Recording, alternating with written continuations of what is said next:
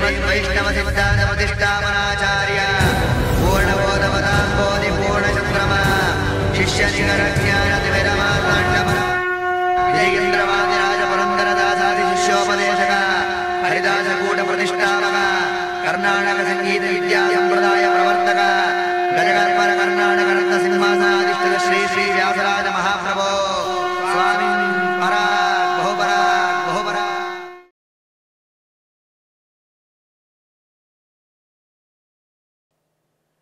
ಭಕ್ತಿಸುಧಾ ವೀಕ್ಷಕರಿಗೆ ಸ್ವಾಗತ.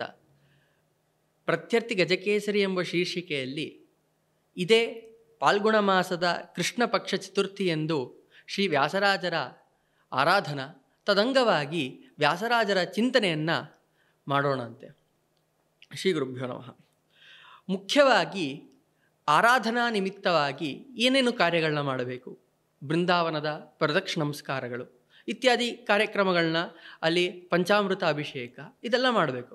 ಆದರೆ ಎಲ್ಲೋ ನವಬೃಂದಾವನ ಗಡ್ಡೆಯಲ್ಲಿರುವಂತಹ ವ್ಯಾಸರಾಜರಿಗೆ ಅಲ್ಲಿ ಹೋಗಿ ಮಾಡಬೇಕು, ಅದು ಕರ್ತವ್ಯ ಸರಿ. ಆದರೆ ಅಶಕ್ತರಾದವ್ರಿಗೆ, ದೇಹದಿಂದ ಅವರು ಯಾರು ಕುಂಠಿತರಾಗಿರ್ತಾರಲ್ವ, ಅವರಿಗೆ ಏನು ಮಾಡಬೇಕು?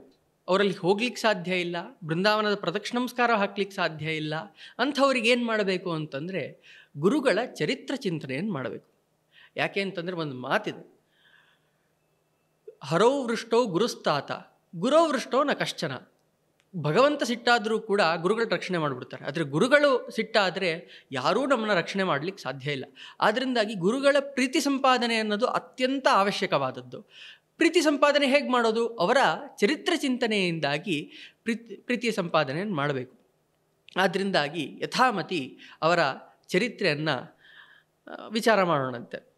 ಮೊದಲಿಗೆ ವ್ಯಾಸರಾಜರು ಪ್ರಭವ ಸಂವತ್ಸರ, ಆ ಸಂವತ್ಸರದ ವೈಶಾಖ ಕೃಷ್ಣ ಸಪ್ತಮಿ ಭಾನುವಾರದಂದು ಅವರು ಜನಿಸಿದರು. ಆಮೇಲೆ 5ನೇ ವರ್ಷಕ್ಕೆ ಅವರು ಉಪನಯನವನ್ನು ಮಾಡಿಕೊಂಡ್ರು. 7ನೇ ವರ್ಷಕ್ಕೆ ಅವರು ಸನ್ಯಾಸಾಶ್ರಮವನ್ನು ಸ್ವೀಕಾರವನ್ನು ಮಾಡಿದ್ರು. ಯಾರ ಹತ್ರ ಸನ್ಯಾಸಾಶ್ರಮ ಸ್ವೀಕಾರ ಅಂತಂದರೆ ಬ್ರಹ್ಮಣ್ಯ ತೀರ್ಥರ ಹತ್ರ ಸನ್ಯಾಸಾಶ್ರಮದ ಸ್ವೀಕಾರವನ್ನು ಮಾಡಿದ್ರು. ಯಾವ ಸಂವತ್ಸರ ಅಂತಂದರೆ ಶ್ರೀಮುಖ ಎಂಬ ಸಂವತ್ಸರದಲ್ಲಿ ಸನ್ಯಾಸಾಶ್ರಮದ ಸ್ವೀಕಾರ. ಆಮೇಲೆ ಬ್ರಹ್ಮಣ್ಯ ತೀರ್ಥರು ಶ್ರೀಪಾದರಾಜರ ಹತ್ತಿರಕ್ಕೆ ಅಧ್ಯಯನಕ್ಕೆ ಕಳಿಸಿದ್ರು ವ್ಯಾಸರಾಜರನ್ನ. 12 ವರ್ಷಗಳ ಕಾಲ ಅಧ್ಯಯನವನ್ನು ಮಾಡ್ತಾರೆ ವ್ಯಾಸರಾಜರು ಶ್ರೀಪಾದರಾಜರ ಹತ್ರ. ಅದಾದಮೇಲೆ ಸರ್ವಜಿತ್ ಎಂಬ ಸರ್ವಜಿತ್ ಸಂವತ್ಸರದ ವೈಶಾಖ ಕೃಷ್ಣ ದ್ವಾದಶಿ ಅವತ್ತು ಅವರು ವೇದಾಂತ ಪಟ್ಟಕ್ಕೆ ಬರ್ತಾರೆ. ಅವರು ಅಂದಿನಿಂದ ವೇದಾಂತ ಸಾಮ್ರಾಜ್ಯದ ಅಧಿಪತಿಗಳು ಅಂತ ಹೇಳಿ ಕರೆಸ್ಕೊಳ್ತಾರೆ.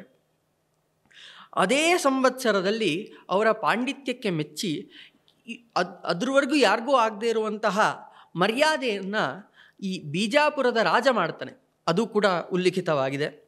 ಆಮೇಲೆ ವಿಕ್ರಮ ಸಂವತ್ಸರದಲ್ಲಿ ಮಾಘ ಕೃಷ್ಣ ಅಮಾವಾಸ್ಯೆ, ಆ ವಿಕ್ರಮ ಸಂವತ್ಸರ ಮಾಘ ಕೃಷ್ಣ ಅಮಾವಾಸ್ಯೆ ಕೃಷ್ಣದೇವರಾಯನಿಗೆ ವಿಜಯನಗರ ಸಾಮ್ರಾಜ್ಯದ ಅಧಿಪತಿಯಾಗಿರುವಂತಹ ಕೃಷ್ಣದೇವರಾಯನಿಗೆ ಕುಹುಯೋಗ ಬರುತ್ತೆ.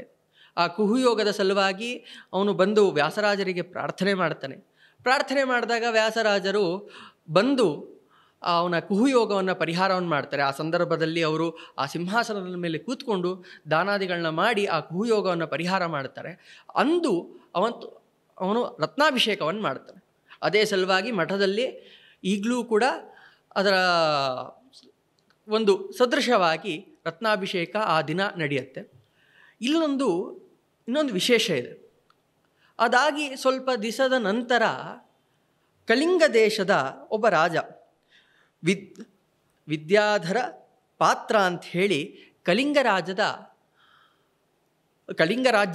ಅಧಿಪತಿ, ಅವನೇನು ಮಾಡ್ತಾನೆ ಅಂತಂದರೆ ತನ್ನ ವಿದ್ವಾಂಸರಿಂದ ಒಂದು ವೇದಾಂತ ಸಂಗ್ರಹ ಅಂತ ಹೇಳಿ ಒಂದು ಗ್ರಂಥವನ್ನು ಬರೆಸ್ತಾನೆ. ಹಿಂದಿನ ಕಾಲದಲ್ಲಿ ಯುದ್ಧ ಅಂತಂದರೆ ಕೇವಲ ದೇಹದ ಯುದ್ಧ ಅಲ್ಲ, ಅಷ್ಟೇ ಅಲ್ಲದೆ ಬೌದ್ಧಿಕವಾಗಿಯೂ ಕೂಡ ಯುದ್ಧಗಳು ನಡೀತಾ ಇತ್ತು. ಅಂದರೆ ಉದಾಹರಣೆಗೆ 2 ರಾಜ್ಯಗಳಲ್ಲಿ ಬೌದ್ಧಿಕವಾಗಿ ಯುದ್ಧ ಅಂತಂದರೆ, ಒಂದು ರಾಜ್ಯ ಶಿವನೇ ಸರ್ವೋತ್ತಮ ಅಂತ ಹೇಳಿ ಪ್ರತಿಪಾದನೆ ಮಾಡುವಂತಹ ಸಿದ್ಧಾಂತವನ್ನು ಆಶ್ರಯಿಸಿರುತ್ತೆ. ಇನ್ನೊಂದು ರಾಜ್ಯ ಭಗವಂತನೇ ಸರ್ವೋತ್ತಮ ಅಂಥೇಳಿ, ವಿಷ್ಣುನೇ ಸರ್ವೋತ್ತಮ ಅಂಥೇಳಿ ಪ್ರತಿಪಾದನೆ ಮಾಡುವಂತಹ ಸಿದ್ಧಾಂತವನ್ನು ಆಶ್ರಯಿಸಿರುತ್ತೆ. ಆ ಶಿವನೇ ಸರ್ವೋತ್ತಮ ಅಂತ ಪ್ರತಿಪಾದನೆ ಮಾಡುವಂತಹ ಯಾವ ಸಮೂಹ ಇರುತ್ತಲ್ವ, ಅವರು ಈ ಶಾಸ್ತ್ರದ ಅಂತಂದರೆ ವೈಷ್ಣವ ಶಾಸ್ತ್ರದ ಖಂಡನೆಯನ್ನು ಮಾಡಿದ್ರು ಅಂತಂದರೆ ಅವರು ಗೆದ್ದರು ಅಂಥೇಳಿ. ವೈಷ್ಣವ ಪಂಥಿಗಳು ಶಿವ ಸರ್ವೋತ್ತಮತ್ವದ ಖಂಡನೆ ಮಾಡಿದ್ರು ಅಂತಂದರೆ ಇವ್ರು ಗೆದ್ದರು ಅಂಥೇಳಿ. ಈ ರೀತಿಯಾದಂತಹ ಪರಸ್ಪರ ಯುದ್ಧ, ಬೌದ್ಧಿಕ ಯುದ್ಧ ಅದು ನಡೀತಾ ಇರುತ್ತೆ. ಈ ಕಳಿಂಗ ದೇಶದ ರಾಜ ಏನು ಮಾಡ್ತಾನೆ ಅಂತಂದರೆ ತನ್ನ ಆಸ್ಥಾನ ವಿದ್ವಾಂಸನಾಗಿರುವಂತಹ ವಾಸುದೇವ ಸಾರ್ವಭೌಮ ಅಂಥೇಳಿ ಅವನ ಕೈಲಿ ಒಂದು ವೇದಾಂತ ಸಂಗ್ರಹ ಅಂತ ಒಂದು ಗ್ರಂಥವನ್ನು ಬರೆಸ್ತಾನೆ. ಅದು ದ್ವೈತ ಮತ ನಿರಾಸಕವಾದಂತಹ ಗ್ರಂಥ. ಆ ಗ್ರಂಥವನ್ನು ಬರೆಸ್ತಾನೆ. ಅದನ್ನು ಬರೆಸಿ ಅದನ್ನು ಕೃಷ್ಣದೇವರಾಯನಿಗೆ ಕಳಿಸ್ತಾನೆ. ಕೃಷ್ಣದೇವರಾಯ ಆ ಗ್ರಂಥವನ್ನು ತೊಗೊಂಡು ಬಂದು ವ್ಯಾಸರಾಜರಿಗೆ ಕೊಡ್ತಾನಂತೆ. ಈ ರೀತಿ ಪಕ್ಕದ ರಾಜ್ಯದವನು ದ್ವೈತ ಮತದ ನಿರಾಕರಣೆಯನ್ನು ಮಾಡಿದರೆ ನೀವೇ ಉತ್ತರ ಕೊಡಬೇಕು ಅಂಥೇಳಿ. ಅವ್ರು ಕೇವಲ ಒಂದು ಸಲ ಆ ಗ್ರಂಥವನ್ನು ನೋಡ್ತಾರೆ.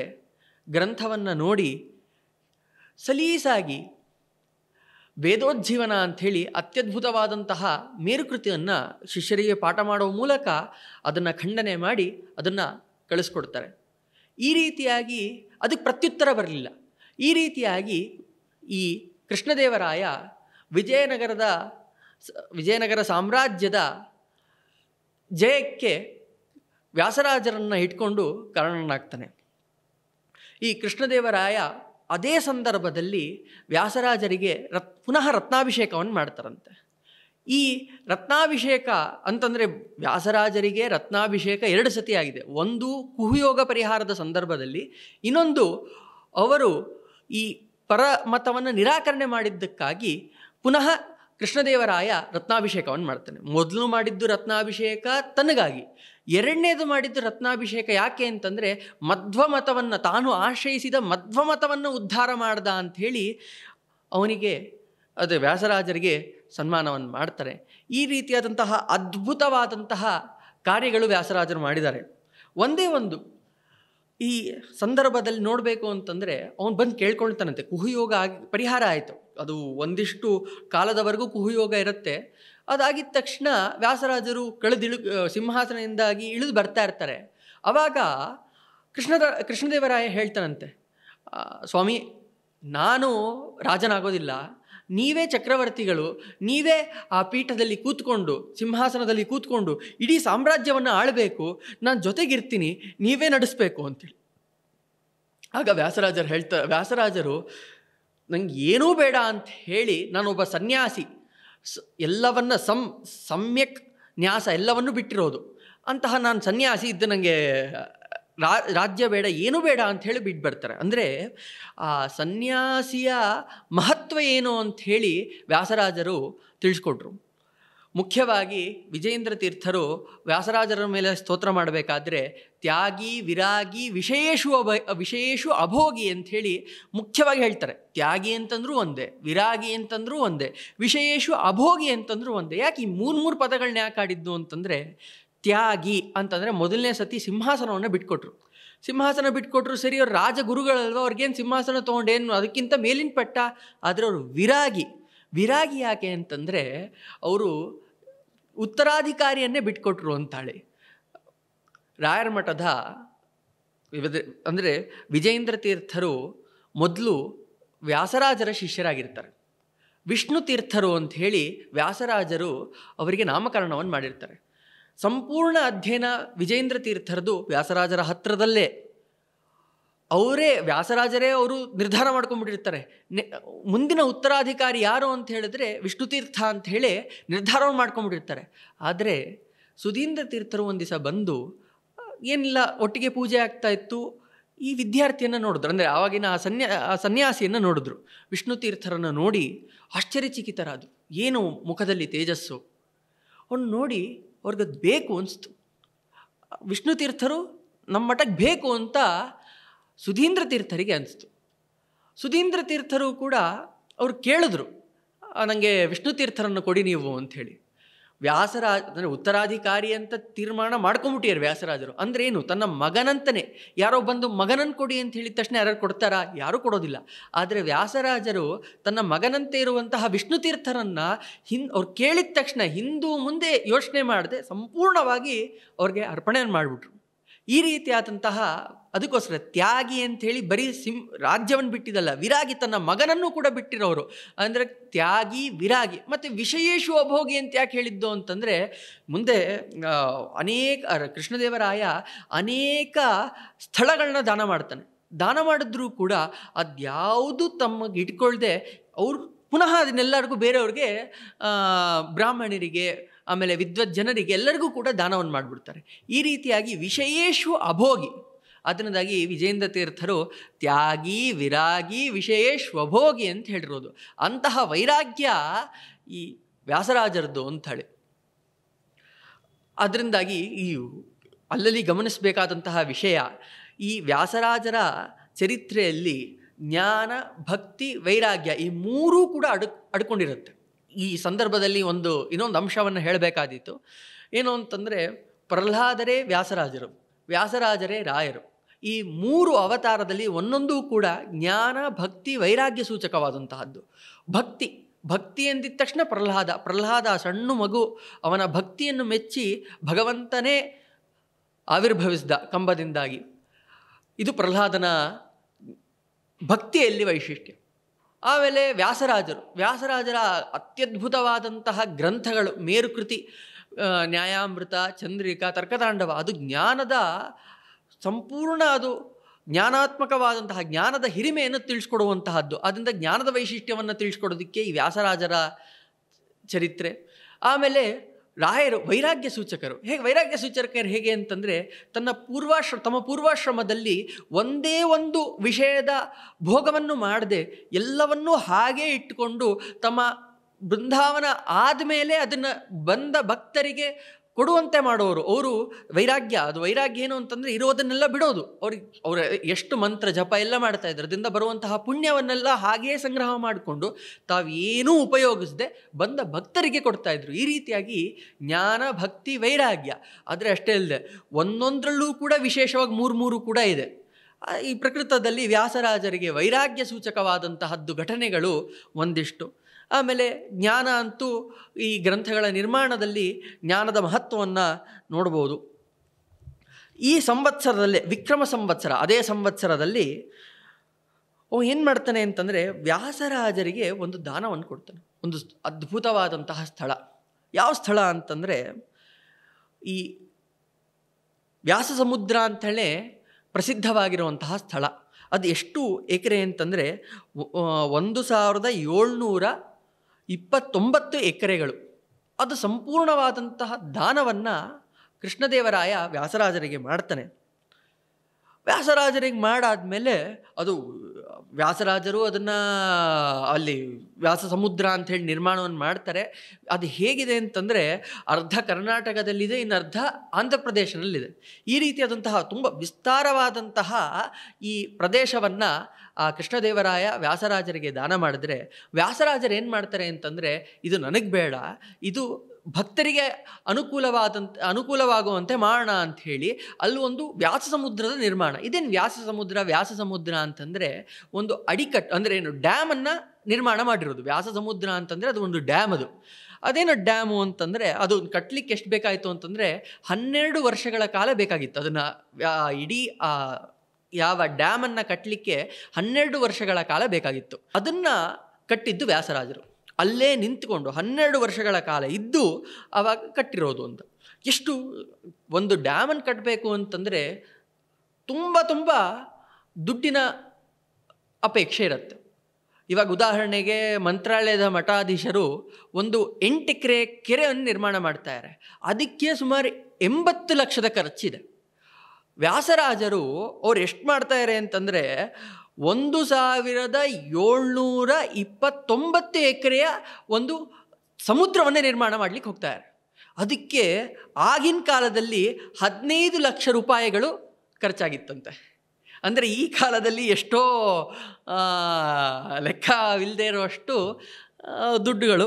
ಅದನ್ನು ಅಷ್ಟು ಖರ್ಚನ್ನು ಮಾಡಿ ಅವರೇನು ಮಾಡಿದ್ರು, ಒಂದು ವ್ಯಾಸ ಸಮುದ್ರವನ್ನು ನಿರ್ಮಾಣವನ್ನು ಮಾಡಿದ್ರು. ಗೇಟ್ ಅಂತಂದರೆ ತೂಬು ಅಂತ ಹೇಳ್ತಾರೆ. ಆ 3 ತೂಬಿದೆ ಅದರಲ್ಲಿ, ಅಂದರೆ ಇಡೀ ಆ ಡ್ಯಾಮಲ್ಲಿ 3 ತೂಬು ಅಂತಿದೆ. ಆ 2 ತೂಬಿಗೆ ಒಂದೊಂದು ಹೆಸರನ್ನು ಕೊಟ್ಟಿದ್ದಾರೆ. ಮಧ್ಯದ ತೂಬಿಗೆ ವಾಯುದೇವರ ತೂಬು ಅಂತ, ವಾಯು ತೂಬು ಅಂತ. ಯಾಕೆ ಅಂತಂದರೆ ನಿರ್ಮಾಣ ಆದಮೇಲೆ ಎಲ್ಲದಕ್ಕೂ ಮುಖ್ಯ ಆಧಾರ ವಾಯುದೇವರು. ಅದಕ್ಕೋಸ್ಕರ ಮಧ್ಯದಲ್ಲಿ ಒಂದು ಪ್ರಾಣದೇವರ ಪ್ರತಿಷ್ಠಾಪನೆಯನ್ನು ಮಾಡಿ ಬಾಗಿಲಿನ ಮಧ್ಯದಲ್ಲಿ ವಾಯುದೇವರ ಪ್ರತಿಷ್ಠಾಪನೆ ಮಾಡಿದ್ದಾರೆ. ಅದರಿಂದಾಗಿ ಅದನ್ನು ವಾಯು ತೂಬು ಅಂತೇಳಿ. ಇನ್ನೊಂದು ಆ ಪಕ್ಕದಲ್ಲಿ ಇನ್ನೊಂದು ತೂಬಿದೆ. ಆ ಇನ್ನೊಂದು ತೂಬಿಗೆ ಏನು ಹೆಸರು ಅಂತಂದರೆ ಕೋಣನ ತೂಬು ಅಂತ. ಯಾಕೆ ಈ ಕೋಣನ ತೂಬು ಅಂತ ಯಾಕೆ ಬಂದಿದ್ದು ಅಂತಂದರೆ, ಈ ಸುದೀರ್ಘವಾಗಿ ಇದರ ಕಟ್ಟಡದ ಸಂದರ್ಭದಲ್ಲಿ ಕನಕದಾಸರು ಬರ್ತಾರಂತೆ. ಅವಾಗಿನ್ನೋರು ದಾಸ ಆಗಿರಲ್ಲ, ಕನಕ ಬರ್ತಾನಂತೆ. ಬಂದು ಸ್ವಾಮಿ ನನಗೇನಾದ್ರು ಉಪದೇಶ ಮಾಡಿರಿ ಅಂಥೇಳಿ ವ್ಯಾಸರಾಜರನ್ನ ಕೇಳ್ತಾರೆ. ಅವಾಗ ಅಲ್ಲಿ ಸುತ್ತಮುತ್ತಲಿರೋರೆಲ್ಲ ಆಡ್ಕೊಂಡು ನಕ್ಲಿಕ್ಕೆ ಶುರು ಮಾಡ್ತಾರಂತೆ. ನಿಮಗೆ ನಾವು ಕೋಣನ ಮಂತ್ರ ಉಪದೇಶ ಮಾಡಬೇಕಷ್ಟೇ, ಬೇರೆ ಯಾವ ಮಂತ್ರ ಉಪದೇಶ ಮಾಡ್ಲಿಕ್ಕೆ ಸಾಧ್ಯ? ಕೋಣನ ಮಂತ್ರ ನಿಂಗೂ ಅಷ್ಟೇ ಉಪದೇಶ ಮಾಡಬೇಕು ಅಂಥೇಳಿ ಆಡ್ಕೊಂಡು ನಕ್ಕೊಳ್ತಾರಂತೆ. ವ್ಯಾಸರಾಜರು ಇದನ್ನು ಕೇಳಿಸ್ಕೊಂಡು, ಆಯಿತು ಸರಿ, ನೀನು ಕೋಣನ ಮಂತ್ರನೇ ಉಪದೇಶವನ್ನು ಮಾಡ್ತೀನಿ ಅಂಥೇಳಿ ಕೋಣನ ಮಂತ್ರವನ್ನು ಉಪದೇಶವನ್ನು ಮಾಡಿದ್ರಂತೆ. ಆಯಿತು ಅಂಥೇಳಿ ಅವನು ತೆರಳ್ತಾನಂತೆ. ತೆರಳಿ ಅದನ್ನು ಸಿದ್ಧಿ ಮಾಡ್ಕೊಂಬಂದು ವ್ಯಾಸರಾಜರ ಹತ್ರ ಹೇಳ್ತಾನಂತೆ, ನೀವು ಕೊಟ್ಟಿರೋ ಮಂತ್ರನ ನಾನು ಸಿದ್ಧಿ ಮಾಡ್ಕೊಂಡಿದ್ದೀನಿ ಅಂತ. ಅದೇ ಸಂದರ್ಭಕ್ಕೆ ಅಲ್ಲೊಂದು ಸಮಸ್ಯೆ ಕಾಡ್ತಾ ಇರುತ್ತೆ. ಇಲ್ಲಿ ಡ್ಯಾಮಿಂದ ಹೊರಬಂದ ಯಾವ ನೀರಿರುತ್ತಲ್ವ ಅದೆಲ್ಲ ಕಾಲುವೆಗಳಿಗೆ ಹೋಗಬೇಕು. ಆದರೆ ಕಾಲುವೆಗಳಿಗೆ ಹೋಗ್ತಾ ಇರಲಿಲ್ಲ. ದೊಡ್ಡ ಒಂದು ಬಂಡೆಕಲ್ಲಿತ್ತು. ಆ ಬಂಡೆಕಲ್ಲು ಗಾತ್ರ ಎಂತಹದ್ದು ಅಂತಂದರೆ ಅದು 300 ಅಡಿ ಉದ್ದ, ಆಮೇಲೆ 120 ಅಡಿ ಅಗಲ. ಇಷ್ಟು ದಪ್ಪವಾದಂತಹ ದೊಡ್ಡ ಒಂದು ಬಂಡೆಯ ಪರ್ವತ ಅಂತಲೇ ಹೇಳ್ಬೋದು. ಆ ದೊಡ್ಡ ಬಂಡೆಕಲ್ಲಿತ್ತು. ಅದನ್ನು ಒಡಿಬೇಕಾಗಿತ್ತು. ಯಾವನ ಕೈಲೂ ಒಡಿಯಕ್ಕೆ ಸಾಧ್ಯ ಆಗ್ತಾ ಇರಲಿಲ್ಲ. ಆಗ ಹೇಗೋ ಸಿದ್ಧಿ ಮಾಡ್ಕೊಂಡಿದ್ಯಲ್ವ, ನೀನು ಕೋಣ ಮಂತ್ರ ಇಲ್ಲಿ ಉಪಯೋಗಿಸು ಅಂತ ವ್ಯಾಸರಾಜರು ಹೇಳ್ತಾರೆ. ಕೋಣ ಮಂತ್ರ ಜಪವನ್ನು ಮಾಡ್ತಾರೆ. ಯಮ ಕೋಣವನ್ನು ಕಳಿಸ್ತಾನೆ. ಅದು ಒಂದು ಸೀಳ್ ಮಾಡಿ ಅದನ್ನು ಈ ರೀತಿಯಾಗಿ ಸೀಳ್ ಮಾಡಿ ಹೊಡಿತಾರೆ ಅಂತ ಹೇಳಿ ಅದಿನ್ನೂ ನೋಡ್ಬೋದು. ಅಲ್ಲಿ ಹೋದರೆ ಆ ಕಲ್ಲು 2 ಬೇರೆ ಬೇರೆ ಆಗಿರೋದು ಇನ್ನೂ ಕೂಡ ಸ್ಪಷ್ಟವಾಗಿದೆ. ಈ ರೀತಿಯಾಗಿ ಕನಕದಾಸರ ಮಾಹಾತ್ಮೆಯನ್ನು, ಅಂದರೆ ವ್ಯಾಸರಾಜರಿಂದ ಪಡೆದಂತಹ ಉಪದೇಶ ಸಾರ್ಥಕ ಅಂಥೇಳಿ ಕನಕದಾಸರು ತೋರಿಸಿರುವಂತಹ ಸ್ಥಳ. ಇಂತಹ ಅದ್ಭುತವಾದಂತಹ ವ್ಯಾಸ ಸಮುದ್ರವನ್ನು ನಿರ್ಮಾಣ ಮಾಡಿರುವಂತಹವರು ವ್ಯಾಸರಾಜರು. ಅಂದರೆ ವ್ಯಾಸರಾಜರು ಎಲ್ಲರಿಗೂ ಕೂಡ ರೋಲ್ ಮಾಡೆಲ್. ಯಾಕೆ ಅಂತಂದರೆ ಉದಾಹರಣೆಗೆ ಯತಿಕುಲ ಚಕ್ರವರ್ತಿಗಳಾಗಿರುವಂತಹ ವಿಶ್ವೇಶತೀರ್ಥರು ಅವರು ಅನೇಕ ಜನರಿಗೆ ಏನು ಮಾಡಿದ್ರು, ಕೆಲಸವನ್ನು ಕೊಟ್ಟು ಮತ್ತು ಅನೇಕ ಹಾಸ್ಪಿಟ್ಲ್ ಇತ್ಯಾದಿಗಳನ್ನ ನಿರ್ಮಾಣವನ್ನು ಮಾಡಿ ಎಲ್ಲರಿಗೆ ಅನುಕೂಲವನ್ನು ಮಾಡಿದ್ರು. ಇದನ್ನು ಅವ್ರು ಎಲ್ಲಿ ಕಲ್ತಿದ್ದು ಅಂತಂದರೆ ವ್ಯಾಸರಾಜರ ಹತ್ರ ಕಲ್ತಿರೋದು. ಯಾರೇ ಆಗಲಿ ವ್ಯಾಸರಾಜರು ಹಾಕೊಟ್ಟಿರೋ ಮಾರ್ಗದಲ್ಲೇ ನಡಿಬೇಕು. ಜ್ಞಾನ ಆಗಲಿ ಅಥವಾ ಲೌಕಿಕದಲ್ಲಾಗಲಿ, ವೈದಿಕದಲ್ಲಾಗಲಿ ಅಥವಾ ಲೌಕಿಕದಲ್ಲಾಗಲಿ ನಡಿಬೇಕು ಅಂತಂದರೆ ವ್ಯಾಸರಾಜರು ಹಾಕೊಟ್ಟಿರೋ ಕ್ರಮದಲ್ಲೇ ನಡಿಬೇಕು. ಅವರು ಒಂದು ವ್ಯಾಸರಾಜರು ಅತ್ಯದ್ಭುತವಾದಂತಹ ವ್ಯವಸ್ಥೆಯನ್ನು ಮಾಡಿದರು. ಅನೇಕ ಅಗ್ರಹಾರಗಳನ್ನ ನಿರ್ಮಾಣವನ್ನು ಮಾಡ್ತಾಯಿದ್ರು. ಅಗ್ರಹಾರ ನಿರ್ಮಾಣವನ್ನು ಮಾಡಿ ಇವಾಗ ಸುಮಾರು 20 ಅಗ್ರಹಾರ ವ್ಯಾಸರಾಜರ ನಿರ್ಮಾಣ ಮಾಡಿದ್ದು ಅಂಥೇಳಿ ಪಕ್ಕಾ ಡಾಕ್ಯುಮೆಂಟ್ ಸಿಕ್ಕಿರೋಂತಹದ್ದು. ಇನ್ನೂ ಹುಡುಕಬೇಕಾಗಿದೆ. ಇನ್ನೂ ತುಂಬ ಅನೇಕ ಅಗ್ರಹಾರಗಳನ್ನ ವ್ಯಾಸರಾಜರು ನಿರ್ಮಾಣ ಮಾಡಿದ್ದಾರೆ. ಅಗ್ರಹಾರವನ್ನು ಮಾಡಿಬಿಟ್ಟು ಹಾಗೇ ಬಿಟ್ಟು ಬರ್ತಾ ಇರಲಿಲ್ಲ. ಅವ್ರು ಏನು ಮಾಡ್ತಾಯಿದ್ರು ಅಂತಂದರೆ, ಅವ್ರಿಗೆ ಬಂದಿರುವಂತಹ ರಾಜರೆಲ್ಲ ದಾನ ಕೊಡ್ತಾಯಿದ್ರು. ಆ ದಾನ ಕೊಟ್ಟಿರುವ ಸ್ಥಳದಲ್ಲಿ ಅಗ್ರಹಾರವನ್ನು ನಿರ್ಮಾಣ ಮಾಡಿ ಅಲ್ಲಿ ಒಂದು ಬಾವಿಯನ್ನು ನಿರ್ಮಾಣ ಮಾಡ್ತಾಯಿದ್ರಂತೆ. ಕೆರೆಯನ್ನು ನಿರ್ಮಾಣ ಮಾಡ್ತಾಯಿದ್ರು. ಕೆರೆಯನ್ನು ನಿರ್ಮಾಣ ಮಾಡೋದು ವ್ಯವಸಾಯಕ್ಕೆ, ಅದ್ರ ಜನರ ಜೀವನೋಪಾಯಕ್ಕಾಗಿ ಬಾವಿಯನ್ನು ನಿರ್ಮಾಣವನ್ನು ಮಾಡಿ ಅಲ್ಲಿ 3 ಎಕರೆ ಒಬ್ಬ ಬ್ರಾಹ್ಮಣಿಗೆ ಕೊಡ್ತಾಯಿದ್ರು, 6 ಎಕರೆನ ಒಬ್ಬ ರೈತನಿಗೆ ಕೊಡ್ತಾಯಿದ್ರು. ಅಂದರೆ 3 ಎಕರೆ ಆ ರೈತನಿಗೆ ಅದು ಸ್ವಂತ, ಅದು ಇನ್ನು 3 ಎಕರೆ ಬ್ರಾಹ್ಮಣದ್ದೇ ಜವಾಬ್ದಾರಿ ರೈತನಿಗೆ. ಅಂದರೆ ಏನು ಮಾಡಬೇಕು, ಬ್ರಾಹ್ಮಣರು ಅವರು ಸಂಪೂರ್ಣವಾಗಿ ಶಾಸ್ತ್ರನಿಷ್ಠರಾಗಿ ಅಲ್ಲಿ ಪಾಠ ಪ್ರವಚನಾದಿಗಳನ್ನ ಮಾಡಬೇಕು. ಈ ರೈತ ಏನು ಮಾಡಬೇಕು ಅಂತಂದರೆ ಆ ಎಲ್ಲ ವ್ಯವಸಾಯವನ್ನೆಲ್ಲ ಮಾಡಬೇಕು. ವ್ಯವಸಾಯವನ್ನು ಮಾಡಿ ಅದರಲ್ಲಿ ಅರ್ಧ ಭಾಗ ತಾನಿಟ್ಕೊಂಡು ಇನ್ನರ್ಧ ಭಾಗ ಎಲ್ಲರಿಗೂ ಕೊಡಬೇಕು ಅಂಥೇಳಿ ಈ ರೀತಿಯಾದಂತಹ ಒಂದು ಸಿಸ್ಟಮ್ ಅನ್ನು ತೊಗೊಂಬಂದಿದ್ದೆ ವ್ಯಾಸರಾಜರು. ಎಲ್ಲ ಕಡೆಯಲ್ಲೂ ಹೋಗಿ ಒಂದು ಗುಡಿ, ಒಬ್ಬ ಬ್ರಾಹ್ಮಣ, ಆಮೇಲೆ ಒಬ್ಬ ರೈತ, ಅವ್ರಿಗೆಲ್ಲ ವ್ಯವಸ್ಥೆಯನ್ನು ಮಾಡಿಕೊಟ್ಟು ಈ ರೀತಿಯಾಗಿ ಅತ್ಯಂತ ಅದ್ಭುತವಾಗಿ ಎಲ್ಲ ಅಗ್ರಹಾರಗಳು ಎಲ್ಲರಿಗೂ ಜೀವನೋಪಾಯವನ್ನು ಮಾಡಿಕೊಟ್ಟಿರೋರು. ಬರೀ ಶಾಸ್ತ್ರವನ್ನು ನಿರ್ಮಾಣ ಮಾಡಿದ್ದಲ್ಲ. ಒಬ್ಬ ಯತಿಗಳ ಕರ್ತವ್ಯ ಏನು ಅಂತಂದರೆ ಒಂದು ಪಾಠ ಪ್ರವಚನ ನಿರಂತರವಾಗಿ, ಅದ್ರ ಜೊತೆಗೆ ಲೋಕೋಪಕಾರ ಅದು ಮುಖ್ಯ, ಧರ್ಮ ಪ್ರಚಾರ ಅದು ಮುಖ್ಯ. ಅದನ್ನು ವ್ಯಾಸರಾಜರು ಮಾಡ್ತಾಯಿದ್ರು. ಎಲ್ಲ ಕಡೆಯಲ್ಲೂ ಹೋಗಿ ಪ್ರಾಣದೇವರ ಪ್ರತಿಷ್ಠಾಪನೆ, ಆಮೇಲೆ ಧರ್ಮ ಪ್ರಚಾರ, ಆಮೇಲೆ ಅವ್ರಿಗೆ ವ್ಯವಸಾಯದ ವ್ಯವಸ್ಥೆ, ಈ ರೀತಿಯಾದಂತಹ ಅದ್ಭುತ ಕಾರ್ಯಗಳನ್ನ ವ್ಯಾಸರಾಜರು ಮಾಡ್ತಾಯಿದ್ರು. ವ್ಯಾಸರಾಜರು ಇದೇ ರೀತಿ ಅನೇಕ, ಇದು ವ್ಯಾಸ ಸಮುದ್ರದ ಸ್ಥಿತಿ. ಒಂದು ತಿರುಪತಿಯ ಶಾಸನ ಇದೆ. ಆ ತಿರುಪತಿಯ ಶಾಸನದಲ್ಲಿ ಏನಿದೆ ಅಂತಂದರೆ 80 kg ಚಿನ್ನವನ್ನು ಒಂದೇ ಸತಿ, ಅಂದರೆ ಅನೇಕ ಸತಿ ವ್ಯಾಸರಾಜರು ಕೊಟ್ಟಿದ್ದಾರೆ. ಆ ಶಾಸನದಲ್ಲಿರೋದು ಒಂದೇ ಬಾರಿಗೆ 80 kg ಚಿನ್ನವನ್ನು ತಿರುಪತಿ ದೇವಸ್ಥಾನಕ್ಕೆ ಕೊಟ್ಟರು ಅಂತೇಳಿ. ಬರೀ ಅಷ್ಟೇ ಇಲ್ಲ, ತಿರುಪತಿ ದೇವಸ್ಥಾನಕ್ಕೆ ಕೊಟ್ಟರು ಅಂದರೆ ಯಾರಲ್ಲಿ ಧರ್ಮಾಧಿಕಾರಿ ಇರ್ತಾನೋ ಅವರಿಗೆ ಕೊಟ್ಟರು. ಅಷ್ಟೇ ಅಲ್ಲಿ ಏನಿದೆ ಅಂತಂದರೆ ಆ ಚಿನ್ನವನ್ನು ಯಾವುದಕ್ಕೆ ಉಪಯೋಗಿಸ್ಬೇಕು? ಚಿನ್ನವನ್ನು ಎಲ್ಲರೂ ಯಾವುದಕ್ಕೆ ಉಪಯೋಗಿಸ್ತಾರೆ? ಮಠಕ್ಕೆ ಕೊಟ್ಟರೆ ದೇವರ ಆಭರಣಕ್ಕೆ ಉಪಯೋಗಿಸ್ತಾರೆ. ಆದರೆ ವ್ಯಾಸರಾಜರು ಹೇಳಿದ್ರಂತೆ, ದೇವರ ಆಭರಣಕ್ಕೆ ನಾನು ಬೇರೆದು ಕೊಡ್ತೀನಿ, ಇದನ್ನು ದೇವರ ಆಭರಣಕ್ಕೆ ಉಪಯೋಗಿಸ್ಬಾರ್ದು. ಮತ್ತು ಯಾವುದಕ್ಕೆ ಉಪಯೋಗಿಸ್ಬೇಕು ಅಂತ ಕೇಳಿದ್ರೆ ಅದಕ್ಕೆ ಹೇಳ್ತಾರಂತೆ, ಈ ಬೆಟ್ಟದ ಸುತ್ತಮುತ್ತಲು ಯಾವ್ಯಾವ ಈ ಕಾಲುವೆಗಳಿದೆಯೋ ಅದನ್ನೆಲ್ಲ ಸರಿ ಮಾಡಿಸ್ಲಿಕ್ಕೆ ಈ ಚಿನ್ನವನ್ನು ಉಪಯೋಗಿಸ್ಬೇಕು ಅಂತ ಹೇಳ್ತಾರೆ. ಏನು ಸಂಬಂಧ? ಅದು ಪಣಿಗೆ ಅದು ಹರಿತಾ ಇರುತ್ತೆ, ಇವರೇ ಅದನ್ನು ಸರಿ ಮಾಡಿಸ್ಬೇಕು ಅಂತಂದರೆ ಅದು ಮುಂದೆ ಹೇಳ್ತಾರೆ, ಆ ನೀರಿಂದ, ಆ ಕಾಲುವೆಗಳಿಂದಾಗಿ ವ್ಯವಸಾಯಕ್ಕೆ ಉಪಯೋಗ ಆಗುತ್ತೆ. ವ್ಯವಸಾಯಕ್ಕೆ ಉಪಯೋಗ ಆಗಿ ಆ ಯಾವ ಕೆಳಗಡೆ ಭೂಮಿ ದಾನವನ್ನು ಕೂಡ ವ್ಯಾಸರಾಜರೇ ಮಾಡಿರ್ತಾರೆ. ಆ ರೈತರು ಅಲ್ಲಿ ವ್ಯವಸಾಯವನ್ನು ಮಾಡಬೇಕು. ಆ ನೀರಿನಿಂದ, ಕಾಲುವೆಯಲ್ಲಿ ಬರುವಂತಹ ನೀರಿನಿಂದ ವ್ಯವಸಾಯವನ್ನು ಮಾಡಬೇಕು. ವ್ಯವಸಾಯವನ್ನು ಮಾಡಿ ಏನು ಮಾಡಬೇಕು? ಅಷ್ಟೇ ನಿಲ್ಲಬಾರ್ದು. ಆ ವ್ಯವಸಾಯವನ್ನು ಮಾಡಿ ಅಲ್ಲಿ ಒಂದಿಷ್ಟು ಭಾಗಗಳನ್ನ, ಅಂದರೆ ಪ್ರತಿನಿತ್ಯ ಉತ್ಸವ ಆಗುತ್ತೆ ತಿರುಪತಿಯಲ್ಲಿ, ಅಲ್ಲಿ ಒಂದಿಷ್ಟು ಭಾಗಗಳನ್ನ ನೈವೇದ್ಯಕ್ಕೆ ಅಂತ ತೊಗೊಂಬರ್ಬೇಕು. ಅಂದರೆ ಪ್ರತಿನಿತ್ಯ ದೇವರಿಗೆ ನೈವೇದ್ಯ ಸಮರ್ಪಣೆ ಆಗಬೇಕು. ಅದರಿಂದ ಆಯ್ತು, ನೈವೇದ್ಯ ಸಮರ್ಪಣೆ ಅಷ್ಟೇ ನಿಲ್ಲಿಸಿಲ್ಲ. ನೈವೇದ್ಯ ಸಮರ್ಪಣೆ ಆಗದಲ್ಲದೆ ಅಷ್ಟೇ ಅದರದ್ದು ಒಂದೊಂದು ಭಾಗ ಒಬ್ಬೊಬ್ಬರಿಗೆ ಕೊಡಬೇಕು. ಅಲ್ಲಿ ಪಾಲು, ಎಲ್ಲರಿಗೂ ಕೂಡ ಒಂದೊಂದು ಪಾಲು. ಹೂವು ತೊಗೊಂಬರೋರಿಗೆ ಇಷ್ಟು ಭಾಗ, ನೈವೇದ್ಯದಲ್ಲಿ ಇಷ್ಟು ಭಾಗ, ಆಮೇಲೆ ರೈತನಿಗೆ ಇಷ್ಟು ಭಾಗ, ಅಲ್ಲಿ ಅರ್ಚಕರಿಗೆ ಇಷ್ಟು ಭಾಗ ಅಂತೆಲ್ಲ. ಮತ್ತು ವ್ಯಾಸರಾಜರು ಅದರಲ್ಲಿದ್ದಾರಲ್ಲಿ, ವ್ಯಾಸರಾಜರಿಗೆ ಒಂದಿಷ್ಟು ಭಾಗ ಅಂಥೇಳಿ. ವ್ಯಾಸರಾಜರು ಏನು ಮಾಡ್ತಾರೆ ಅಂತಂದರೆ, ಆ ಒಂದಿಷ್ಟು ಭಾಗನ ಯಾರು ಯಾತ್ರಿಗಳಿಗೆ ಬರ್ತಾರಲ್ವ ಅಲ್ಲಿ ಕೊಡೋಣ ಅಂಥೇಳಿ ಅವರು ತಮ್ಮ ಭಾಗವನ್ನು ಯಾತ್ರೆ ಬರೋವರಿಗೆ ಅಂಥೇಳಿ ಮಾಡ್ತಾರೆ. ಆಯಿತು, ಯಾತ್ರೆ ಬರೋವರಿಗೆ ಅಂಥೇಳಿ ಕೃಷ್ಣದೇವರಾಯದ್ದು ಒಂದು ಪಾಲಿರುತ್ತೆ. ಕೃಷ್ಣದೇವರಾಯ ಏನು ಮಾಡ್ತಾನೆ ಅಂತಂದರೆ, ಗುರುಗಳು ತಮ್ಮ ಪಾಲನ್ನು ಯಾತ್ರೆಗೆ ಕೊಟ್ರಲ್ವ, ಬೇರೆಯವ್ರಿಗೆ ಕೊಟ್ರಲ್ವ, ನನ್ನ ಪಾಲು ಗುರುಗಳಿಗೆ ಕೊಡ್ತೀನಿ ಅಂಥೇಳಿ ಅವನು ಹೇಳಿ ಬರ್ಕೊಳ್ತಾನೆ, ನನ್ನ ಪಾಲು ವ್ಯಾಸರಾಜರಿಗೆ ಅಂತ. ಅದಕ್ಕೆ ವ್ಯಾಸರಾಜರು ಏನು ಮಾಡ್ತಾರೆ ಅಂತಂದರೆ, ಆ ಪಾಲು ಕೂಡ ಬಂದಂತಹ ಜನರಿಗೆ, ಯಾತ್ರೆಗೆ ಬಂದಂತಹ ಜನರಿಗೆ ಅಂತ ಹೇಳಿ ಮಾಡಿಬಿಡ್ತಾರೆ. ಇದೇ ಅವಾಗ ಹಾಕೊಟ್ಟಿರೋ ಸಂಪ್ರದಾಯ ಇನ್ನೂ ನಡೀತಾ ಇದೆ. ಏನು ಅಂತಂದರೆ, ಬಂದವರಿಗೆ ಯಾವುದೇ ರೀತಿಯಾದಂತಹ ದುಡ್ಡಿಲ್ಲದೆ ಅನ್ನದಾನ ಇದು ವ್ಯಾಸರಾಜರು ಹಾಕೊಟ್ಟಿರುವಂತಹ ಕ್ರಮ. ಅದು ಇವಾಗಲೂ ಕೂಡ ತಿರುಪತಿಯಲ್ಲಿ ನಡೀತಾ ಇದೆ. ಈ ರೀತಿಯಾದಂತಹ ಅದ್ಭುತವಾದಂತಹ ಕ್ರಮವನ್ನು ವ್ಯಾಸರಾಜರು ತಿರುಪತಿಯಲ್ಲಿ ಮಾಡಿದರು. ಇದರ ಶಾಸನ ಇಂದೂ ಸಿಗತ್ತೆ. ಈ ರೀತಿಯಾಗಿ ಮತ್ತಷ್ಟೇ ಅಲ್ಲಿ ಕಂಚಿ ಕ್ಷೇತ್ರದಲ್ಲೂ ಕೂಡ ಕಂಚಿ ವರದರಾಜನ ಸನ್ನಿಧಾನದಲ್ಲಿ ಅಧ್ಯಯನೋತ್ಸವ ಅಂತ ನಡೆಸ್ತಾರೆ. ಅಯ್ಯಂಗಾರರ ಒಂದು ನಿಮಿಷ. ವ್ಯಾಸರಾಜರು ಅನೇಕ ಕ್ಷೇತ್ರಗಳಲ್ಲಿ ಅನೇಕ ಉದ್ಧಾರವನ್ನು ಮಾಡಿದ್ದಾರೆ. ಉದಾಹರಣೆಗೆ ಕಂಚಿ ಕ್ಷೇತ್ರದಲ್ಲಿ ಬರೀ ಒಂದು ತಿರುಪತಿ ಅಲ್ಲ, ಬರೀ ಕಂಚಿ ಕ್ಷೇತ್ರದಲ್ಲಿ ಏನು ಮಾಡಿದ್ದಾರೆ ಅಂತಂದರೆ, ಶ್ರೀವೈಷ್ಣವರ ಒಂದು ಪದ್ಧತಿ ಅಧ್ಯಯನೋತ್ಸವ ಅಂಥೇಳಿ. ಅಧ್ಯಯನೋತ್ಸವ ಅಂತಂದರೆ ವರದರಾಜನ ಮುಂದೆ ಅವರು ಏನು ಈ ಆಳ್ವರ ಪ್ರಬಂಧಗಳಿರುತ್ತಲ್ವ ಅದನ್ನು ಅವರು ಬಂದಲ್ಲಿ ಹೇಳಬೇಕು ಅಥವಾ ಅದನ್ನು ಅಧ್ಯಯನ ಮಾಡಬೇಕು. ಇದಕ್ಕೂ ಕೂಡ ಅವರು ದುಡ್ಡಿನ ವ್ಯವಸ್ಥೆಯನ್ನು ಅವ್ರು ಮಾಡಿದ್ದಾರೆ. ಯಾವುದೇ ಉತ್ಸವ ಆಗಲಿ ದುಡ್ಡು ಬೇಕೇ ಬೇಕು. ಅದಕ್ಕೆಲ್ಲವೂ ಕೂಡ ಅವರು ಒಂದು ಸುವ್ಯವಸ್ಥೆಯನ್ನು ಮಾಡಿದ್ದಾರೆ. ಅಷ್ಟೇ ಅಲ್ಲದೆ ಕಂಚಿ ವರದರಾಜನ ದೇವಸ್ಥಾನದ ಜೀರ್ಣೋದ್ಧಾರವನ್ನು ವ್ಯಾಸರಾಜರು ಮಾಡಿದ್ದಾರೆ. ಆಮೇಲೆ ಚಿನ್ನದ ಗೋಪುರವನ್ನು ಮಾಡಿದ್ದಾರೆ.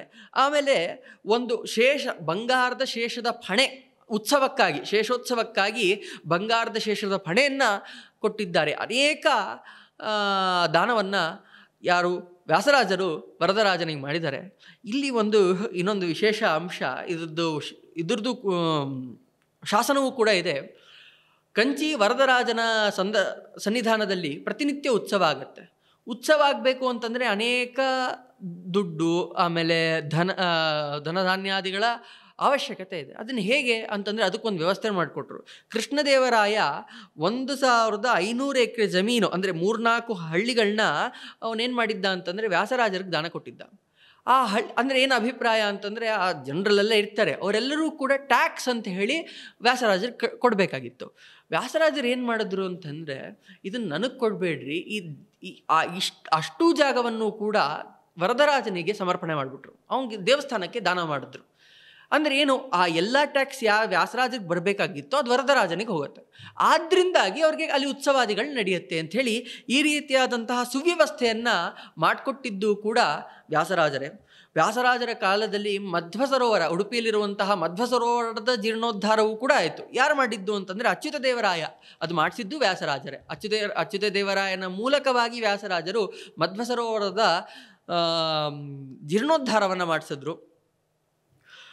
ಇಷ್ಟು ವ್ಯಾಸರಾಜರ ಲೌಕಿಕ ರೀತಿಯಲ್ಲಿ ಜನರ ಪೋಷಣೆ, ಆಮೇಲೆ ಎಲ್ಲೆಲ್ಲಿ ಹೇಗೆ ವ್ಯವಸ್ಥಾಪನೆಯನ್ನು ಮಾಡಬೇಕು ಅಂಥೇಳಿ ಇದು ಒಂದು ದೃಷ್ಟಿ. ಇನ್ನೊಂದು ದೃಷ್ಟಿ ಏನಂತಂದರೆ ಶಾಸ್ತ್ರದೃಷ್ಟಿ, ಅದು ಸುಪ್ರಸಿದ್ಧ. ಅದಕ್ಕಿಂತ ಮುಂಚೆ ಸಂಗೀತ ವಿದ್ಯೆ, ಅದರಲ್ಲೂ ಕೂಡ ವ್ಯಾಸರಾಜರು ಅತ್ಯಂತ ಪ್ರಾವೀಣರು ಸಂಗೀತ ವಿದ್ಯೆಯಲ್ಲಿ. ಒಂದು ಉದಾಹರಣೆ, ಅದು ಸಂಗೀತ ವಿದ್ಯೆಯಲ್ಲೂ 2 ರೀತಿ. ಸಂಗೀತ ವಿದ್ಯೆ ಅಂತಂದರೆ ಶಾಸ್ತ್ರೀಯ ಸಂಗೀತ, ಮತ್ತು ಇನ್ನೊಂದೇನು ಅಂತಂದರೆ ದಾಸಪರಂಪರವನ್ನು ಬೆಳೆಸಿದ್ದೂ ಕೂಡ ವ್ಯಾಸರಾಜರೇ. ಆ ಸಂದರ್ಭದಲ್ಲಿ ಕನಕದಾಸರು, ಪುರಂದರದಾಸರು, ಇವಾಗ ಪುರಂದರದಾಸನ ಸಂಗೀತ ಪಿತಾಮಹ ಅಂತ ಹೇಳ್ತೀವಿ, ಆದರೆ ಪುರಂದರದಾಸರಿಗೆ ದೀಕ್ಷೆ ಕೊಟ್ಟಿದ್ದೇ ವ್ಯಾಸರಾಜರು, ದಾಸದೀಕ್ಷೆಯನ್ನು ಕೊಟ್ಟಿದ್ದೇ ವ್ಯಾಸರಾಜರು. ಅತ್ಯಂತ ಅದ್ಭುತವಾಗಿ ವ್ಯಾಸರಾಜರು ಹರಿದಾಸ ಪರಂಪರೆಯಲ್ಲೂ ಕೂಡ ಹೆಚ್ಚು ಅವರ ಪಾತ್ರ ಇದೆ. ಇನ್ನೊಂದೇನು ಅಂತಂದರೆ ಸಂಗೀತ ಪರಂಪರ, ಶಾಸ್ತ್ರೀಯ ಸಂಗೀತ ಪರಂಪರ. ಈ ಯಾವ ಪ್ರತಿನಿತ್ಯ ಎಲ್ಲರೂ ಇವಾಗ ಹಾಡ್ತಾರಲ್ವ ಸಂಗೀತ ಅಂಥೇಳಿ, ಕ್ಲಾಸಿಕಲ್ ಈ ಸಂಗೀತವನ್ನು ಹಾಡ್ತಾರಲ್ವ, ಅದಕ್ಕೂ ಕೂಡ ವ್ಯಾಸರಾಜರ ಅಪಾರ ಪಾತ್ರ ಇದೆ. ವ್ಯಾಸರಾಜರು ಸಂಗೀತ ಕ್ಷೇತ್ರದಲ್ಲಿ ಅನೇಕ ಸಾಧನೆಯನ್ನು ಮಾಡಿದ್ದಾರೆ. ಅಂದರೆ ಸಂಗೀತ ಪ್ರವರ್ತಕರು ಅಂತ ಹೇಳೇ ಪ್ರಸಿದ್ಧ. ತುಳಜಾಪುರನ ರಾಜ, ಅವನ ಹೆಸರು ತುಳಜಾದಿ ಮಹಾರಾಜ ಅಂಥೇಳಿ. ಅವನು ಒಂದು ಸಂಗೀತದ ಗ್ರಂಥವನ್ನು ಬರೆದಿದ್ದಾನೆ, ಸಂಗೀತ ರತ್ನಾಕರ ಅಂಥೇಳಿ. ಆ ಗ್ರಂಥದಲ್ಲಿ ಒಂದು ವಾಕ್ಯವನ್ನು ಹೇಳ್ತಾನವನು, ನೋಡ್ರಿ, ಪ್ರಸಿದ್ಧ ಸಂಗೀತ ವಿದ್ಯಾ ಸಂಪ್ರದಾಯ ಪ್ರವರ್ತಕ ವಿದ್ಯಾ ಸಿಂಹಾಸನಾಧ್ಯಕ್ಷ ಕಲ್ಪನಾ ಚತುರಾನನಃ ವ್ಯಾಸಪ್ಪಾಚಾರ್ಯೇವ ಅಸ್ಮತ್ ಪೂರ್ವಾಚಾರ್ಯೇತಿ ಪ್ರಸಿದ್ಧ ಅಂತ ಅವನು. ಪ್ರಸಿದ್ಧ ಸಂಗೀತ ವಿದ್ಯಾ ಅಂತಂದರೆ ಆ ಮಹಾರಾಷ್ಟ್ರದಲ್ಲಿ ಯಾವ ಸಂಗೀತ ವಿದ್ಯೆ ಇದೆಯೋ ಅದು, ಆವಾಗಿನ ಕಾಲದಲ್ಲಿ ಯಾವ ಸಂಗೀತ ವಿದ್ಯೆ ಇತ್ತೋ ಅವಾಗ ಅದು ಪ್ರಸಿದ್ಧ ಸಂಗೀತ ವಿದ್ಯಾ. ಅದಕ್ಕೆ ಸಂಪ್ರದಾಯ ಪ್ರವರ್ತಕರು ವ್ಯಾಸರಾಜರು. ಆಮೇಲೆ ಅವರು ಅಷ್ಟೇ ಹೇಳ್ದ, ವಿದ್ಯಾ ಸಿಂಹಾಸನಾಧ್ಯಕ್ಷ, ವಿದ್ಯಾಸಿಂಹಾಸನಾಧೀಶ್ವರು ವ್ಯಾಸರಾಜರು ಅಂತ ಹೇಳಿ. ಆಮೇಲೆ ಅಷ್ಟೇ ಅವನ್ನ ಏನಂತ ಕರಿತಾ ಇದ್ರು ಅಂತಂದರೆ ಸಂಗೀತ ಶಾಸ್ತ್ರದಲ್ಲಿ ವ್ಯಾಸಪ್ಪಾಚಾರ್ಯರು ಅಂಥೇಳಿ ಕರಿತಾ ಇದ್ರು. ಅವರು ನಮ್ಮ ಪೂರ್ವಾಚಾರ್ಯರು ಅಂಥೇಳಿ ಅವನು ಹೇಳ್ಕೊಳ್ತಾನೆ. ಇಂತಹ ಸಂಗೀತ ಶಾಸ್ತ್ರದಲ್ಲೂ ಕೂಡ ಅತ್ಯದ್ಭುತ ಸಾಧನೆಯನ್ನು ಮಾಡಿ ಅದನ್ನು ಸಂಪ್ರದಾಯ ಪ್ರವರ್ತಕರು ಅವರು ವ್ಯಾಸರಾಜರು ಅಂಥೇಳಿ ರಾಜ ತಿಳಿಸ್ಕೊಟ್ಟಿದ್ದಾನೆ. ಮತ್ತು ಅಷ್ಟೇ ಅಲ್ಲದೆ ಇನ್ನೊಂದು ದಾಸ ಪರಂಪರೆಯನ್ನು ಬೆಳೆಸ್ತಾ, ಹೇಗೆ ಬೆಳೆಸೋದು ಅಂತಂದ್ರೇನು, ತಾವು ದಾಸದೀಕ್ಷೆಯನ್ನು ಕೊಡಬೇಕು, ದಾಸರ ಪದಗಳನ್ನು ಮಾಡಬೇಕು. ಅಂದರೆ ಅನೇಕ ಕೃತಿಗಳನ್ನೂ ಕೂಡ ವ್ಯಾಸರಾಜರು ಮಾಡಿದ್ದಾರೆ.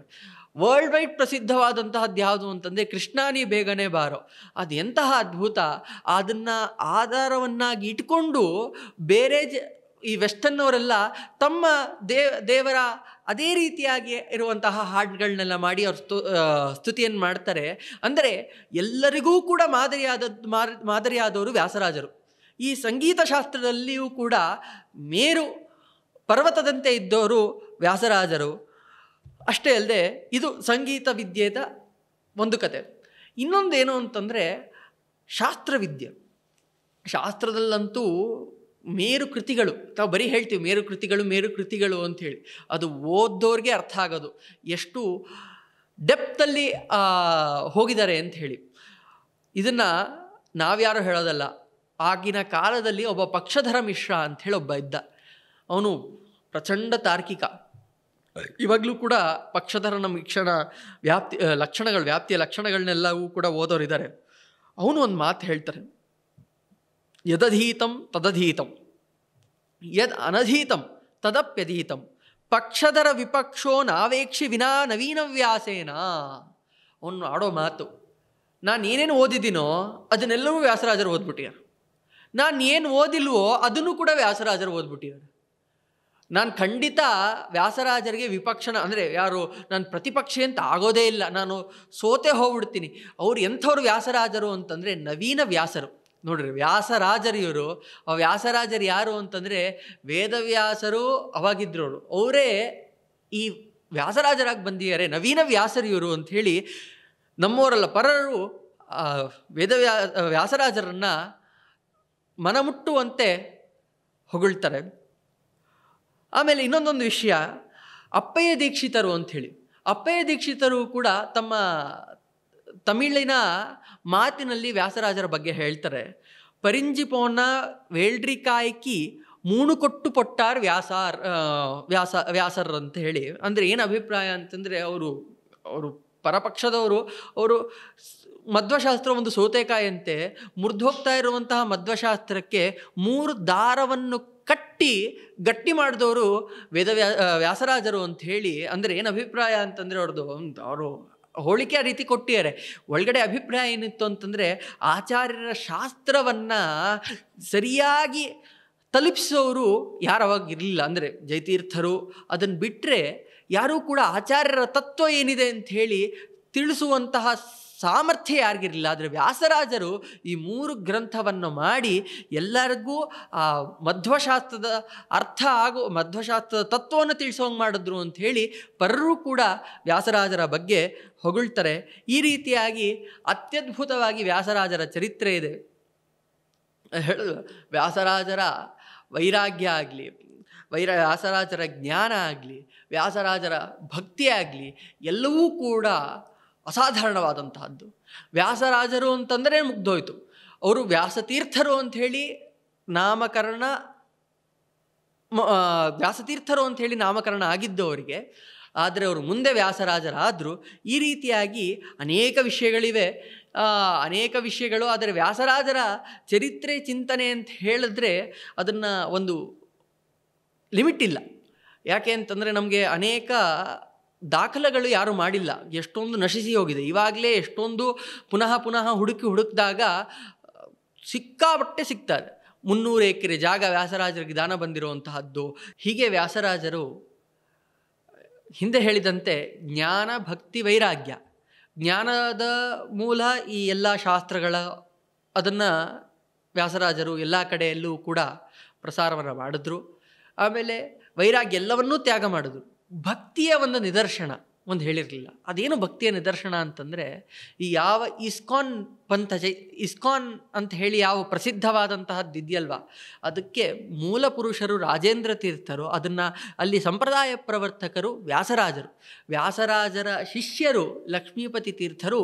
ಅವರು ತಾವು ವೆಸ್ಟ್ ಬೆಂಗಾಲ್ ಪ್ರಾಂತ್ಯದಲ್ಲಿ ಈ ಭಕ್ತಿಯ ಪ್ರಚಾರವನ್ನು ಮಾಡಿದರು. ಅದು ವ್ಯಾಸರಾಜರ ಮೂಲಕವಾಗೇ ಮಾಡಿದ್ದು. ಅದರಿಂದಾಗಿ ವ್ಯಾಸರಾಜರು ಅಲ್ಲಿ ಭಕ್ತಿಯ ಪ್ರಚಾರವನ್ನು ಮಾಡಿದ್ರು. ಈಗಲೂ ಕೂಡ ಅವರ ಇಸ್ಕಾನ್ ಅವರ ಸಂಪ್ರದಾಯದಲ್ಲಿ ಒಂದು ಪರಂಪರೆಯ ಲಿಸ್ಟಲ್ಲಿ ರಾಜೇಂದ್ರ ತೀರ್ಥರು ಇದ್ದಾರೆ, ವ್ಯಾಸರಾಜರು ಇದ್ದಾರೆ, ಲಕ್ಷ್ಮೀಪತಿ ತೀರ್ಥರು ಇದ್ದಾರೆ. ಈ ರೀತಿಯಾಗಿ ಎಲ್ಲ ಕಡೆಯಲ್ಲೂ ಕೂಡ ಧರ್ಮ ಪ್ರಚಾರವನ್ನು ಮಾಡಿದವರು ವ್ಯಾಸರಾಜರು. ಹೇಗೆ ಪೇಜಾವರ ಶ್ರೀಗಳು ಅನೇಕ ಕಡೆ ಹೋಗಿ ಎಲ್ಲ ಧರ್ಮ ಪ್ರಚಾರವನ್ನು ಭಕ್ತಿಯ ಉಪದೇಶವನ್ನು ಮಾಡಿದ್ರು, ಹಾಗೆ ನಾವು ಕಂಡಂತಹ ಉದಾಹರಣೆ ವ್ಯಾಸರಾಜರು ಹೇಗೆ ಮಾಡಿದ್ರು ಹಾಗೆ ಪೇಜಾವರ ಶ್ರೀಗಳು ಮಾಡಿದ್ರು. ಆದರೆ ನಾವು ನೋಡ್ತಾ ಇರೋದು ಪೇಜಾವರ ಶ್ರೀಗಳನ್ನ ಮಾಡಿರೋದನ್ನು ನಾವು ನೋಡಿದ್ದೀವಿ. ಆದ್ದರಿಂದಾಗಿ ಅದನ್ನಿಟ್ಕೊಂಡು ವ್ಯಾಸರಾಜರು ಇನ್ನು ಹೇಗೆ ಮಾಡಿರ್ಬೋದು ಅಂಥೇಳಿ ನಾವು ಕಲ್ಪನೆ ಮಾಡಬೇಕು.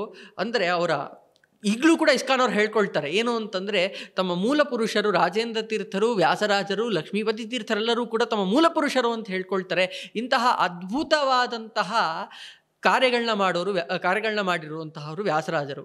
ಇಂತಹ ವ್ಯಾಸರಾಜರ ವಿಶೇಷ ಅನುಗ್ರಹ ಎಲ್ಲರಿಗೂ ಇರಲೇಬೇಕು. ಇಲ್ಲದಿದ್ದರೆ ಯಾರೂ ಕೂಡ ಜೀವನದಲ್ಲಿ ಒಂದು ಸಾಧನೆ ಅಂತ ಮಾಡಲಿಕ್ಕೆ ಸಾಧ್ಯ ಇಲ್ಲ. ಈ ಪರಂಪರೆಯಲ್ಲೇ, ವ್ಯಾಸರಾಜರ ಪರಂಪರೆಯಲ್ಲೇ ಅನೇಕ ಪೀಠಾಧಿಪತಿಗಳು ಬಂದಿದ್ದಾರೆ. ಆದರೆ ಒಂದನ್ನು ಗಮನಿಸಬೇಕು, ವ್ಯಾಸರಾಜರು ಒಂದು ವೇಳೆ ತಮಗೆ ಬಂದಿರುವಂತಹ ಎಲ್ಲ ದಾನವನ್ನು ತಾವೇ ಇಟ್ಕೊಂಡು ನಾವು ಮಠಕ್ಕೋಸ್ಕರ ಮಾಡ್ತೀನಿ, ಮಠಕ್ಕೋಸ್ಕರ ಇಟ್ಕೊಳ್ತೀನಿ, ನಂದೇ ಆಗಬೇಕು, ನನ್ನ ಹೆಸರೇ ಇರಬೇಕು ಅಂತ ಒಂದು ವೇಳೆ ಇದ್ದಿದ್ದಿದ್ರೆ ಎಲ್ಲವೂ ಕೂಡ ಬರೀ ವ್ಯಾಸರಾಜ ಮಠಮಯವಾಗ್ತಾ ಇತ್ತು, ಎಲ್ಲವೂ ಕೂಡ ವ್ಯಾಸರಾಜ ಮಠ. ಆದರೆ ಅವ್ರು ಏನು ಮಾಡಿದ್ರು ಅಂತಂದರೆ ಅಲ್ಲೇ ಸನ್ಯಾಸದ ಪದ್ಧತಿಯನ್ನು ತಿಳಿಸ್ಕೊಟ್ರು ಅವರು. ಸನ್ಯಾಸ ಅಂತಂದರೆ ಚೆನ್ನಾಗಿ ತ್ಯಾಗ ಮಾಡೋದು, ಅದನ್ನು ಮಾಡಿರೋರು ವ್ಯಾಸರಾಜರು. ಅಂದರೆ ಈಗಲೂ ಕೂಡ ಯಾರೇ ಸನ್ಯಾಸ್ತರು ಇರ್ತಾರಲ್ವ, ಅವರೆಲ್ಲರೂ ಕೂಡ ಮುಖ್ಯ ಏನು ಮಾಡ್ತಾರೆ ಅಂತಂದರೆ ತಾವು ದುಡ್ಡಿನ ಹಿಂದೆ ಹೋಗೋದಿಲ್ಲ ಹೊರತು ಧರ್ಮದ ಹಿಂದೆ ಹೋಗ್ತಾರೆ. ಅದಕ್ಕೂ ಕೂಡ ರೋಲ್ ಮಾಡೆಲ್ ವ್ಯಾಸರಾಜರು. ಅಂತಹ ವ್ಯಾಸರಾಜರ ಅನುಗ್ರಹ ನಮಗೆ ನಿಮಗೆ ಎಲ್ಲರಿಗೂ ಆಗಲಿ ಅಂತ ಹೇಳ್ತಾ, ಈ ಆರಾಧನಾಂಗವಾಗಿ ನಡೆದ ಕಾರ್ಯಕ್ರಮಕ್ಕೆ ಮಾಹಿತಿ ಸಂಗ್ರಹಣ ಮಾಡೋ ಮೂಲಕ ಉಪಕಾರ ಮಾಡಿರುವಂತಹ KVN ಪ್ರಸನ್ನಾಚಾರ್ಯರಿಗೆ ಧನ್ಯವಾದಗಳನ್ನ ಸಮರ್ಪಿಸುತ್ತಾ, ವ್ಯಾಸರಾಜ ಅಂತರ್ಗತವಾಗಿರುವಂತಹ ಮೂಲ ಗೋಪಾಲಕೃಷ್ಣ ದೇವರು ಎಲ್ಲರನ್ನೂ ಕೂಡ ಅನುಗ್ರಹಿಸಲಿ ಅಂತ ಹೇಳ್ತಾ ನನ್ನ ಈ ಚಿಂತನೆಯನ್ನು ಮುಗಿಸ್ತಾ ಇದ್ದೇನೆ. ಶ್ರೀಕೃಷ್ಣ ಅರ್ಪಣಮಸ್ತು.